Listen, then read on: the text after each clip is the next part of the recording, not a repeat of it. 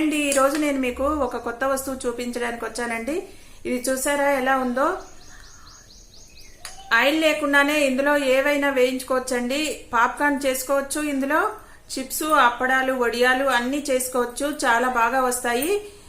నేను ఒకసారి వడియాలు తీసుకొచ్చి మీకు అప్పడాలు, వడియాలు, చిప్స్ ఎలా వేయించుకోవచ్చో, పాప్కార్న్ ఎలా వేయించుకోవచ్చో కూడా వీడియో చేసి చూపిస్తాను. చాలా ఉపయోగకరమైందండి. ఆయిల్ లేకుండా ఇప్పుడు వడియాలు, అప్పడాలు అట్లా వేయించుకోవాలంటే, చిప్స్ వేయించుకోవాలంటే చాలా ఆయిల్ పడుతుంది కదా.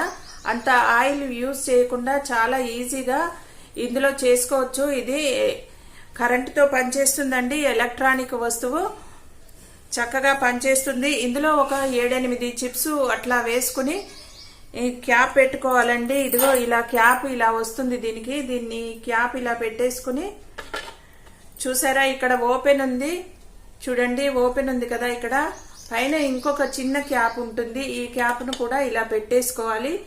వేగిపోయినట్టే చిప్స్ ఇందులో నుంచి బయటకి వచ్చి పడుతూ ఉంటాయి. చాలా ఈజీగా వస్తాయి. ఇది ఎక్కువ ఆయిల్ అనేది అస్సలు యూజ్ చేయక్కర్లేదు. దీనికి ఇక్కడ స్విచ్ ఉంది కదా, ఇలా స్విచ్ ఆన్ ఆఫ్ చేసుకోవాలి.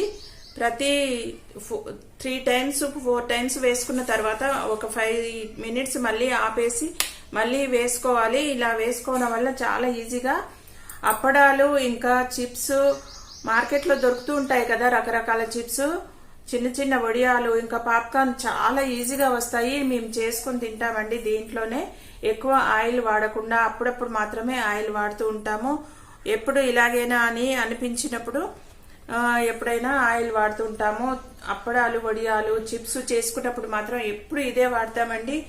బయట నుంచి తెచ్చుకున్న చిప్స్ మాత్రం ఎప్పుడు ఇందులోనే వాడతాం, ఆయిల్ అస్సలు వాడము. పాప్కార్న్ కూడా ఇందులోనే వాడతాం. మనం పాప్కార్న్ చేసుకునేటువంటి మొక్కజొన్నలు తెచ్చుకున్నప్పుడు కొద్దిగా ఆయిల్ వేసి కుక్కర్లో వేసుకుంటాం కదా, అవసరం లేకుండా ఇందులోనే చాలా ఈజీగా వస్తాయి. ఒకసారి అవి అన్ని చేసి కూడా చూపిస్తాను. ఈ ప్రోడక్ట్ మీకు బాగా నచ్చిందని అనుకుంటున్నాను. ఇది గనక మీకు నచ్చితే లైక్ చేయండి, షేర్ చేయండి, సబ్స్క్రైబ్ చేయండి.